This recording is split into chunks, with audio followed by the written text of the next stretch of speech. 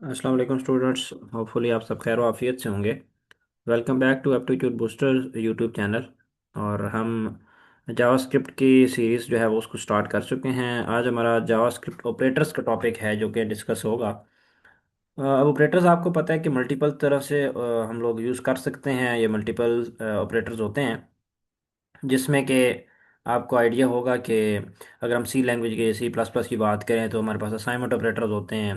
इसी तरह हमारे पास अरिथमेटिक ऑपरेटर्स होते हैं। फिर लॉजिकल ऑपरेटर्स होते हैं। फिर इसी तरीके से हमारे पास रिलेशनल ऑपरेटर्स आ जाते हैं। फिर हम जो थोड़ा सा एडवांस जाएं तो हमारे पास कंपाउंड असाइनमेंट ऑपरेटर भी आ जाते हैं। तो इनको हम यूज़ कर सकते हैं। तो यही सेम ऑपरेटर्स यहाँ पे भी यूज़ होंगे। सबसे पहली चीज़ कि हमारे पास मैथमेटिकल और लॉजिकल कंप्यूटेशंस जो होंगी इनके लिए हम ऑपरेटर्स को यूज़ करते हैं। असाइनमेंट ऑपरेटर आपको पता है कि सिंपली एक इक्वल का सिंबल एक इक्वल का सिंबल यूज़ करेंगे तो असाइनमेंट ऑपरेटर होता है ये। प्लस अगर लिखा हो तो ये अरिथमेटिक ऑपरेटर है जो कि एडिशन के लिए है, स्टेरिक मल्टीप्लाई के लिए। ग्रेटर देन लिखा हो तो कंपैरिजन के। अब ये इनकी कैटेगरीज बनी हुई हैं। सबसे पहला आपका असाइनमेंट का ऑपरेटर है जिसे हम सिंगल इक्वल के साथ लिखते हैं। ये क्या करता है, राइट साइड वाली वैल्यू लेफ्ट साइड वाले वेरिएबल में असाइन करता है, जो स्टोर करता है। आप लोग कभी भी लेफ्ट साइड पे कोई एक कांस्टेंट नहीं लिखेंगे, राइट साइड पे वेरिएबल नहीं लिखेंगे। 10 = x नहीं लिखा जा सकता, x = 10 इस वजह से लिखा जा सकता है क्योंकि जो वैल्यू होती है राइट साइड पे होती है और वो स्टोर की जाती है लेफ्ट साइड पे। इसी तरतीब से हम लोग चलते जाएंगे। यहाँ पे नीचे आपको तीन वेरिएबल्स हैं जिनके अंदर वैल्यूज़ जो स्टोर की गई हैं वो नज़र आ रही होंगी। फिर हमारे पास अगर हम यूज़ करना चाहें एडिशन के ऑपरेटर को जो कि अरिथमेटिक ऑपरेटर्स में आता है, इसको रहता ही पढ़ लेंगे। तो अभी हम यूज़ कर सकते हैं जैसा कि यहाँ पे दो वैल्यूज़ को प्लस करके इसमें स्टोर करवाया जा रहा है। और यहाँ पे दो वैल्यूज़ को मल्टीप्लाई करके स्टोर करवाया जा रहा है स्टेरिक को। अब टाइप्स कौन कौन सी हैं जी? अरिथमेटिक ऑपरेटर्स होते हैं, इसी तरीके से असाइनमेंट ऑपरेटर होते हैं, हमने असाइनमेंट ऑपरेटर्स पढ़ लिए हैं। फिर कंपैरिजन ऑपरेटर्स होते हैं और हमारे पास लॉजिकल ऑपरेटर्स होते हैं। हमने तीन तरह की जो है ना वो कैटेगरीज पढ़नी है, अरिथमेटिक, कंपैरिजन, लॉजिकल। कुछ मजीद भी होते हैं जो कि इनके कम्बिनेशन से बचा बनाए जाते हैं। अब सबसे पहले अरिथमेटिक ऑपरेटर्स जो है उनकी बात करते हैं। तो अरिथमेटिक में हम लोग क्या करते हैं, एडिशन, सब्ट्रैक्शन, मल्टीप्लिकेशन, एक्सपोनेंटेशन यानी पावर फाइंड करनी हो, डिवीजन होता है, मॉडुलस होता है, फिर प्लस प्लस और माइनस माइनस, ये सारे के सारे अरिथमेटिक ऑपरेटर्स कहलाते हैं। इंक्रीमेंट ऑपरेटर होता है बेसिकली और डिक्रीमेंट ऑपरेटर होता है। और इनका आइडिया आप लोगों को ऑलरेडी होगा। यहाँ पे देखें, स्ट्रिंग एडिशन के लिए भी हम इसको यूज़ कर सकते हैं। जैसा कि आपको नज़र आ रहा है कंकेटिनेशन का हम लोगों ने कल की थी, तो प्लस हम दरमियान में लिख रहे थे। टेक्स्ट वन और टेक्स्ट टू के अंदर वैल्यू है कुछ, जोन है टेक्स्ट वन में और दो टेक्स्ट टू में, तो इन दोनों को इकट्ठा करके अगर लिखना है तो हम लोग क्या लिख सकते हैं, और ये तीसरे वेरिएबल के थ्रू लिखना है तो टेक्स्ट वन प्लस और दरमियान में एक स्पेस आ जाएगी, plus again and then text three, text two आ जाएगा। और उसके बाद कंकेटिनेशन प्लस इक्वल टू के साथ हम भी कर सकते हैं कि इसी के अंदर हम लोग ऐड कर लें तो आपका अगर ऐसे लिखा जाएगा टेक्स्ट वन, ये बेसिकली कंपाउंड असाइनमेंट ऑपरेटर हम यूज़ कर रहे हैं। तो थोड़ा बहुत आपको आइडिया होगा, आगे जाके मज़ीद थोड़ा सा हम कर लेंगे इसको एक्सप्लेन कि दोनों ये टेक्स्ट इकट्ठे आ जाएंगे। फिर इसी तरीके से adding strings and numbers, string और नंबर दोनों चीज़ें ऐड करने चाहें तो भी कर सकते हैं हम लोग। ये जैसे फाइव फाइव आपको नज़र आ रहा है, हेलो फाइव नज़र आ रहा है, तो नीचे आउटपुट्स आपको नज़र आ रही हैं। फिर असाइनमेंट ऑपरेटर्स जो हैं वो आपके किस तरह से होते हैं, आपको यहाँ पे नज़र आ रहा होगा कि सिंगल इक्वल एक असाइनमेंट ऑपरेटर है, प्लस इक्वल टू जो है वो भी कंपाउंड असाइनमेंट ऑपरेटर है, नीचे अप टू सो ऑन जितने भी हैं वो कंपाउंड असाइनमेंट ऑपरेटर है। और उसका मतलब क्या होता है, अगर हम जैसे प्लस इक्वल टू की बात करें ना, अगर आप लिख रहे हैं ना plus X plus equal to Y, उसका मतलब है कि X is equal to x plus Y. X की वैल्यू में वाई की वैल्यू जमा करें और वो स्टोर करें एक्स के अंदर। सेम इसी तरीके से x minus equal to y लिखा है तो इसका मतलब है x equal to x minus y. Means x की वैल्यू से वाई माइनस करना है और उसको स्टोर करना है एक्स में। And up to so on x plus equal to Y है, x divide equal to Y है, and x modulus equal to Y है, x exponentiation equal to Y है। तो बेसिकली उस वैल्यू का वाई के साथ जो ऑपरेशन भी है आपको नज़र आ रहा है वो परफॉर्म करना है और देन वैल्यू को स्टोर करवाना है उसी वेरिएबल के अंदर। फिर कंपैरिजन ऑपरेटर की बात हम जेनेरिकली कर लेते हैं कि ये हमारे जो होते हैं single equal double equal to, जो कि कंपैरिजन करता है कि वैल्यू आपकी जो है वो ट्रू है कि नहीं है। फिर एक ट्रिपल इक्वल टू भी यूज़ होता है, इसको याद रखिएगा। जो जस्ट वैल्यू चेक करे ना वो होता है एक्स इक्वल टू ऑपरेटर। जो चेक करता है ना कि टाइप भी सेम है कि नहीं है, तो वो बेसिकली होता है ट्रिपल इक्वल टू, जो कि एग्जैक्टली वैल्यू को भी मैच करता है और फिर टाइप को भी मैच करता है। अच्छा जी, उसके बाद not equal to, not equal to, not equal value और नॉट इक्वल टाइप। अब टाइप टाइप की बात आ जाएगी कि दोनों की टाइप जो डाटा टाइप है वो सेम होनी चाहिए। फिर ग्रेटर देन है, लेस देन है, ग्रेटर देन इक्वल टू और लेस देन इक्वल टू, ये हम यूज़ करते हैं। यहाँ पे देखें, जैसे ए है और बी है, तो ए लेस देन, ये जिसका मतलब होगा ए लेस देन बी, तो ये आपका आंसर रिजल्ट के अंदर स्टोर हो जाएगा। और फिर हमारे पास जो लॉजिकल ऑपरेटर्स होते हैं वो एंड और नॉट होते हैं। अब हम एक एक करके इनको एक्सप्लेन करते हैं ज़रा। तो आपके सबसे पहले जो अरिथमेटिक ऑपरेटर्स आ रहे हैं, जो कि ये आपके पास टोटल होते हैं जी 8, plus minus multiply, exponent, divide, modulus, plus plus and minus minus. अब अरिथमेटिक ऑपरेटर्स को अगर किया जाए यूज़, तो हम लोग एक एग्जांपल के थ्रू सारे कर लेते हैं। ये देखें, प्लस करके शो करवाएं तो हम ये 150 बनेगा। अगर हम दरमियान में यहाँ माइनस लिख लें, मैं वैल्यू ज़रा छोटी कर लेता हूँ, 10, दरमियान में माइनस लिख रहे हैं हम, तो माइनस करेंगे तो आंसर क्या आएगा 5। अगर हम मल्टीप्लाई कर रहे हैं तो आंसर क्या आएगा 50। अगर हम डिवाइड कर रहे हैं तो आपको पता है कि आंसर क्या आएगा 2। इसी तरीके से अगर हम लोग कर रहे हैं ना, सपोज कर लें मॉडुलस ले रहे हैं, तो आपको पता है मॉडुलस 10 मॉडुलस 5 का मतलब क्या होता है कि 10 को 5 से डिवाइड करना है, जो रिमाइंडर बचता है वो लिखें, ज़ीरो आ जाएगा।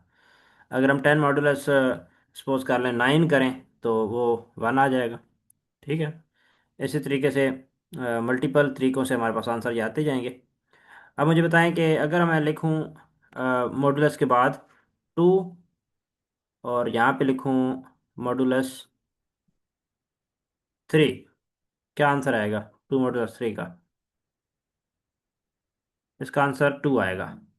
अगर मैं 4 मॉडुलस 5 लिखूं तो आंसर मेरे पास 4 आएगा। याद रखिएगा, जब छोटी वैल्यू को बड़ी में डिवाइड करना होता है और फिर हमने आंसर फाइंड करना होता है ना रिमाइंडर का, तो छोटी वैल्यू आंसर में आती है हमेशा, पीछे वाली वैल्यू पहली वैल्यू। अच्छा जी, अब हमारे पास जो नेक्स्ट ऑपरेटर है वो कौन सा है, एक्सपोनेंटेशन का है। अब सपोज कर लेते हैं, मैं एक छोटी वैल्यू ले लेता हूँ 2, और इसकी पावर मैंने लेनी है 3। 2 पावर 3 का मतलब क्या होता है कि 2 को 3 बार लिखकर आपस में ज़रब देना, तो ये वैल्यू आपकी 8 आ जाएगी। ठीक है ना। अगर मैं 3 को 3 बार लिख के ज़रब दे रहा हूँ, 3 मॉडुलस 3 लिख रहा हूँ, तो 3 3 ज़ार 9, 9 3 ज़ार 27, तो ये आपका 27 आ जाएगा। 3 क्रॉस 4 करता हूँ मैं, I mean 3 पावर 4, तो ये आपका 81 आ जाएगा। तो पावर फाइंड करने के लिए हम इसको बेसिकली यूज़ करते हैं। ठीक है ना। बाकी भी आंसर करें साथ साथ जो आपको समझ आ रही है बात। फिर हमारे पास एक इंक्रीमेंट होता है कि अगर हम सपोज कर लें कि वैल्यू जो है उसको हम शो करवाना चाहते हैं, तो हमारे पास अभी इसके अंदर 3 एक्सपोनेंट करें ना 4, तो 81 बनता है। अगर हम एक्स प्लस प्लस कर रहे हैं इसके बाद, तो आपको क्या आंसर मिलेगा 82 मिलेगा। अगर मैं एक्स माइनस माइनस कर रहा हूँ तो एक वैल्यू कम हो जाएगी, 80 आंसर मिलेगा। तो इस तरह से हम लोग अरिथमेटिक ऑपरेटर्स को यूज़ कर सकते हैं। नीचे आपको सारी उसी से रेलिवेंट एग्जांपल मिलेंगी। ये दोनों को पहले प्लस करेगा फिर मल्टीप्लाई करके आंसर में देगा। ये ऑपरेंट और ऑपरेटर तो आपको पता है कि दो वैल्यूज अगर लिखी हुई हैं तो आपका जो सिंबल होता है वो ऑपरेटर कहलाता है, और जो वैल्यूज होती हैं वो आपके ऑपरेंट होते हैं। ऑपरेंट्स ऑपरेटर्स और ऑपरेंट्स में ये एक बेसिक डिफरेंट है। यहाँ पे आपको ये डेफिनेशन मिल जाएगी। एडिशन हो रही है इसमें, यहाँ पे सब्ट्रैक्शन हो रही है, यहाँ पे मल्टीप्लिकेशन हो रही है, यहाँ पे डिवीजन हो रही है, ये रिमाइंडर फाइंड किया जा रहा है। और इसी तरीके से यहाँ पे इंक्रीमेंट हो रहा है। मुझे बताएं, यहाँ पे एक्स की वैल्यू अगर 5 है और एक्स प्लस प्लस किया गया है, और देन जो एक्स की नई वैल्यू है उसको स्टोर करवाया गया जेड के अंदर, तो आंसर क्या आएगा जेड का? इसका आंसर 6 आएगा। डिक्रीमेंट किया गया है, एक्स की वैल्यू 5 है, माइनस किया गया तो वैल्यू 4 हो गई है, और 4 को स्टोर करवाया गया जेड के अंदर, तो जेड की वैल्यू 4 हो जाएगी। अब एक्सपोनेंट फाइंड किया गया, एक्स की वैल्यू 5 है, तो मीन्स के 5 एक्सपोनेंट 2 है। 5 एक्सपोनेंट 2 बताएं क्या होता है जी? 5 एक्सपोनेंट 2, जी शाबाश, 25, गुड। अब हमारे पास एक यहाँ पे आ जाता है रिजल्ट। अगर हम लोगों ने निकालना हो ना, तो हम लोग एक मैथ डॉट पावर का एक फंक्शन है, उसको यूज़ करते हैं। तो हम लोग एक दूसरे तरीके से भी कर सकते हैं, ना सिर्फ इस ऑपरेटर के थ्रू बल्कि पावर का फंक्शन भी यूज़ किया जा सकता है। Math dot power, POW। और इसके अंदर पहली वैल्यू देनी होती है और फिर दूसरी वैल्यू देनी होती है। पहली वैल्यू x है यानी 5, और दूसरी वैल्यू 2 है, तो इसका आंसर भी आपका क्या आएगा? 25 आएगा। ठीक हो गया जी। उसके बाद फिर ऑपरेटर प्रेसिडेंस होती है। तो इसमें आप याद रखिएगा कि जो आपके होते हैं ना, प्रेसिडेंस टेबल होता है एक से एक। उस प्रेसिडेंस टेबल को जो है ना वो रखा जाता है मद्देनज़र, कि उसमें तरजीह किसकी ज़्यादा है। तो याद रखिएगा, सबसे पहले जो होते हैं ना, मल्टीप्लाई, डिवाइड और मॉडुलस। तीन चीज़ें, मल्टीप्लाई, डिवाइड और मॉडुलस। इनमें से इनको पहले सॉल्व किया जाता है जहाँ भी आते हैं। और इससे पहले भी ब्रैकेट को सॉल्व किया जाता है। अभी चूंकि इसमें ब्रैकेट नहीं है, तो अगर आपको यहाँ पे नज़र आ रहा हो, तो ब्रैकेट के अलावा यहाँ पे प्लस है और मल्टीप्लाई है। तो मैंने आपको बताया कि मल्टीप्लाई, डिवाइड और मॉडुलस जो है वो पहले सॉल्व होते हैं। उनमें से भी जो पहले आ रहा होगा ना, उनमें से भी जो पहले आ रहा होगा वो पहले सॉल्व होगा। और मल्टीप्लाई, डिवाइड, मॉडुलस के बाद फिर प्लस माइनस यूज होते हैं। प्लस माइनस में भी जो पहले आ रहा होता है वो सॉल्व होता है। अब जो पहले आ रहा होता है उसकी बात भी इसमें अंदर चूंकि नहीं है। तो चूंकि आप देखें, मल्टीप्लाई को कैलकुलेट करना है, तो 50 × 3 क्या होता है जी? 50 × 3 150 होता है, और 150 के अंदर 100 प्लस करें तो 250 बनता है। तो इसका आंसर आपका 250 आएगा। ठीक है ना? और इसी तरीके से अगर ये करें कि ब्रैकेट लिख दें, तो 100 + 50 क्या होता है? 150 होता है। और 150 को 3 से मल्टीप्लाई करें तो इसका 450 आपका आंसर बनेगा।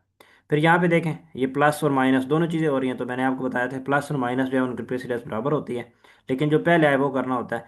तो पहले हम प्लस करेंगे। 100 + 50 क्या होता है? 150। और 150 में से 3 माइनस करेंगे तो 147 आंसर आएगा। इसी तरीके से यहाँ देखें, आपका ये जो आंसर है ना, 100 / 50 × 3। अब देखें, मल्टीप्लाई, डिवाइड और मॉडुलस का मैंने बताया क्या आएगा। तो पहले डिवाइड होगा। पहले डिवाइड इसका करेंगे तो 100 / 5 क्या होता है? 2। और 2 × 3 करेंगे तो इसका आंसर क्या आ जाएगा आपका? 6 आ जाएगा। तो इसका आंसर आपका 6 होगा। अब इसकी एक एक्सरसाइज कर लेते हैं जल्दी से। तो इसका आप आंसर साथ साथ लाजमी करते जाएं, और थोड़ा सा तेज़ी से करना है आंसर। जी, अगर एक्स की वैल्यू 5 है और एक्स प्लस प्लस किया तो आंसर क्या हो जाएगा इन सब में से?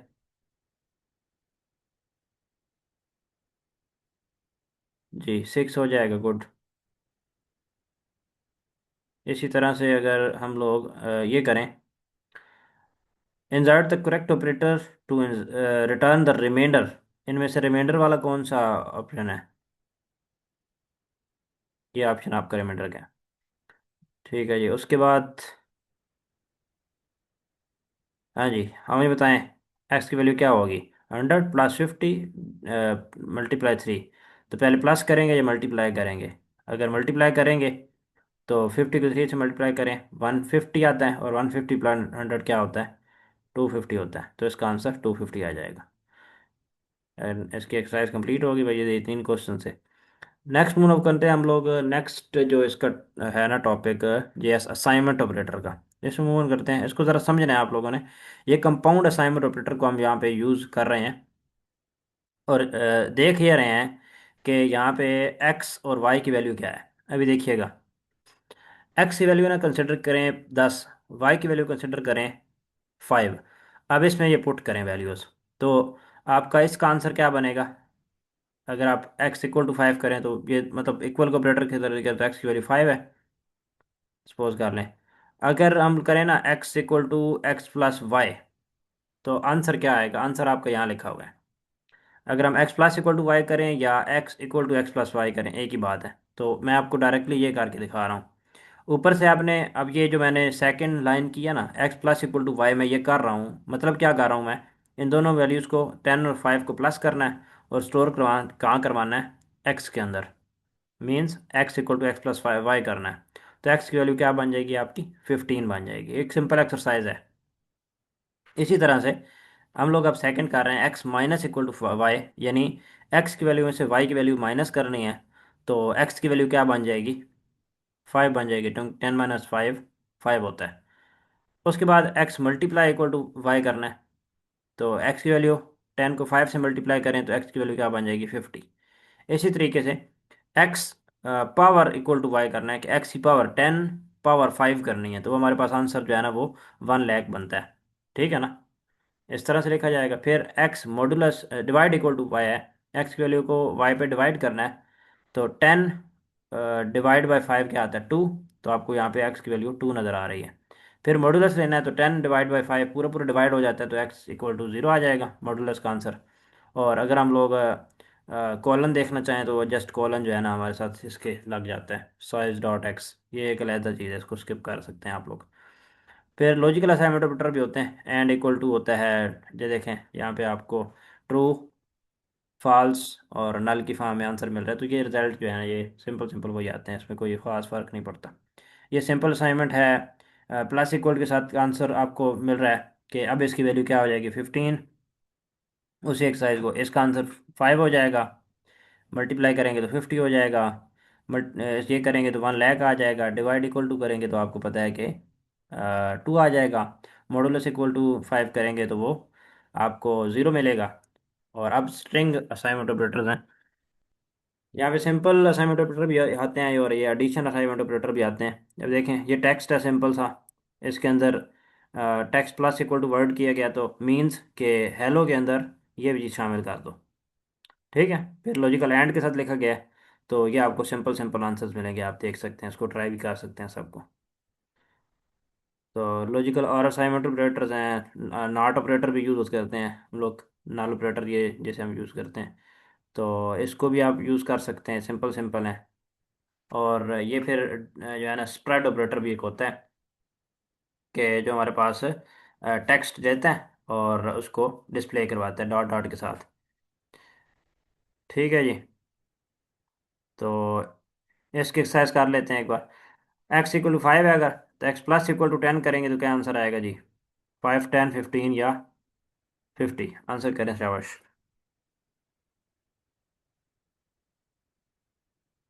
15 आंसर होगा जी। ठीक है। ओके। Next question.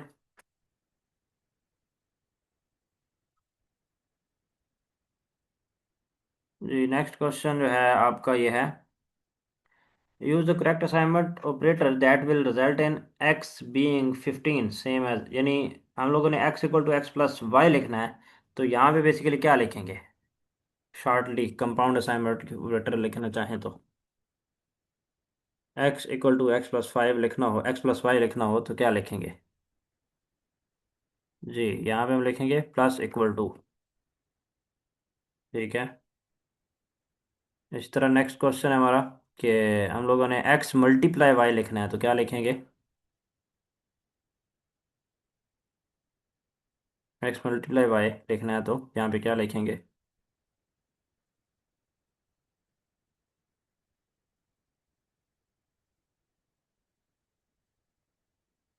हाँ जी, स्टार इक्वल टू। ठीक है, सही हो गया, बस ये चीज़ें इसी मेन में। अब हमारे पास जेएस कंपैरिजन ऑपरेटर्स आते हैं। अब कंपैरिजन ऑपरेटर्स क्या होते हैं, इनको हम लोग जो है ना वो दो एक्सप्रेशंस के अंदर कंपेयर करने के लिए, ये दो वैल्यूज़ को कंपेयर करने के लिए यूज़ करते हैं और आंसर में मिलता है ट्रू या फॉल्स की फॉर्म में। अब ये तो आपको पता ही है, अगर हम एक्स की वैल्यू को 5 कंसिडर करें ना, तो नीचे आपको ट्रू फॉल्स के अंदर आंसर मिल रहा है, ये देखें। एक्स को हमेशा 5 कंसिडर करना है हर जगह पे, तो क्या 5 डबल इक्वल टू 8 है, फॉल्स। क्या एक्स यानी 5 डबल इक्वल टू 5 है, मैं एक्स की जगह 5 पढ़ूंगा, 5 डबल इक्वल टू 5 है, true. 5 double equal to inverted comma में 5 है, ट्रू। ठीक है। 5 और जो ये 5 है, ये क्या इनकी दोनों की वैल्यूज़ और टाइप्स बराबर हैं, यानी पहले भी 5 लिखा हुआ है पॉइंट के बगैर, दूसरे भी बाद में भी 5 लिखा हुआ है, तो बिल्कुल वैल्यू भी ठीक है और डेटा टाइप भी सेम है। और इन्वर्टेड कामास में देखें तो अब देखें जो पहली वैल्यू है ना एक्स की, ये यहाँ पे आपको समझ आएगा कि ट्रिपल इक्वल टू क्या होता है। यहाँ पे जो एक्स की वैल्यू है वो पॉइंट के बगैर वो है, उसमें इन्वर्टेड कामास में नहीं है, वो एक इंटीजर वैल्यू है। और यहाँ पे राइट साइड पे जो वैल्यू है वो आपकी स्ट्रिंग की फॉर्म में है। तो दोनों वैल्यूज़ तो सेम है, ठीक है, 5 है, ये भी 5 है, लेकिन उनकी जो टाइप है ना, टाइप इक्वल नहीं है, तो इस वजह से क्या आ जाएगा, फॉल्स आ जाएगा। ये आपको जहन में बात पता होनी चाहिए कि दोनों की जो टाइप है वो सेम नहीं है, वैल्यू अगरचे सेम है। इस वजह से यहाँ पे हमारे पास जब डबल इक्वल चेक किया तो डबल इक्वल में आंसर ट्रू आया, यहाँ पे भी। लेकिन जब हमने ट्रिपल इक्वल चेक किया तो अगरचे वैल्यू सेम थी लेकिन डाटा टाइप डिफरेंट थी, तो इस वजह से फॉल्स आया। होपफुली ये क्लियर होगा। फिर एक्स नॉट इक्वल यानी 5 नॉट इक्वल टू 8, बिल्कुल ठीक बात है कि 5 और 8 इक्वल नहीं होते।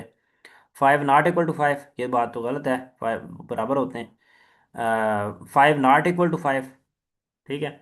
यानी जो एक्स 5 है वो इस 5 के बराबर नहीं है, बिल्कुल ठीक। क्यों? क्योंकि वो स्ट्रिंग को कंपैरिजन कर रहा है। 5 नॉट इक्वल टू 8, ये बात ठीक है कि हम लोग किस चीज़ को यूज़ कर रहे हैं बेसिकली। एक्स और जो ये है वैल्यू दोनों 5 और 8 दोनों इक्वल नहीं है, ये भी ट्रू होगा। फिर ग्रेटर देन है, 5 ग्रेटर है 8 से, no it is false. 5 is less than 8, true. 5 is greater than equal to 8, false. 5 is less than और equal to, true. This is less than 8, so true. So इसके बाद हमारे पास यहाँ पे देखें, एक कंपेरिजन ऑपरेटर को यूज़ करते हुए हम लोग इफ कंडीशन लगाते हैं। आगे हम इसको यूज़ कर लेंगे, लेकिन एक सिंपल एग्जांपल है कि एज जब की वैल्यू जब 18 से लेस होगी तो टेक्स्ट आपको नज़र आएगा too young to buy alcohol. तो ये इफ एल्स का चैप्टर होगा जो कि आगे जाके हम यूज़ करेंगे। फिर कंपैरिजन के लिए हम ये यूज़ कर सकते हैं, तो इसका answer A less than B है। जो पिछला करेक्टर होता है वो हमेशा छोटा होता है as compare to next character. तो एज लेस देन बी, ये ट्रू होगा आंसर, ठीक है ना। और स्ट्रिंग कंपेयर करने के लिए हम लोग ये देखें, 20 और 5 को कंपेयर कर सकते हैं। अब 20 less than 5, it is false.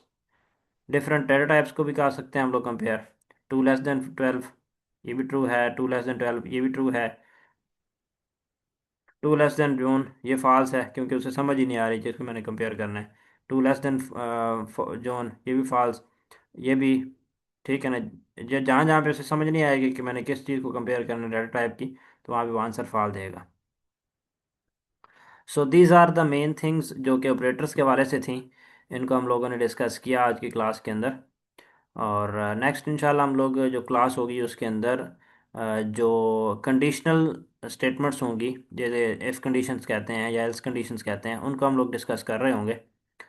तो इसको प्रैक्टिस करें अच्छे तरीके से। बिल्कुल बेसिक कंसेप्ट्स हैं। अगर आप लोग किसी भी लैंग्वेज के अंदर ऑपरेटर्स का आइडिया है तो आप लोग उसको यहाँ पे इम्प्लीमेंट कर सकते हैं। जस्ट हल्का सा चेंज ये करना है कि आप लोग डाटा टाइप यूज़ कर रहे होंगे एक डिफरेंट तरीके से, लेट यूज़ कर रहे होंगे या यूज़ कर रहे होंगे आप लोग वेर या फिर कॉन्स्ट। इसके अलावा कोई भी ख़ास फ़र्क नहीं है। इसके एक्सरसाइज को ट्राई करें, इसको देखें, इम्प्लीमेंट करें। और जो भी चीज़ आप लोग मुश्किल लगे आप कांटेक्ट कर सकते हैं, आंसर फ़ौरन मिल जाएगा आपको।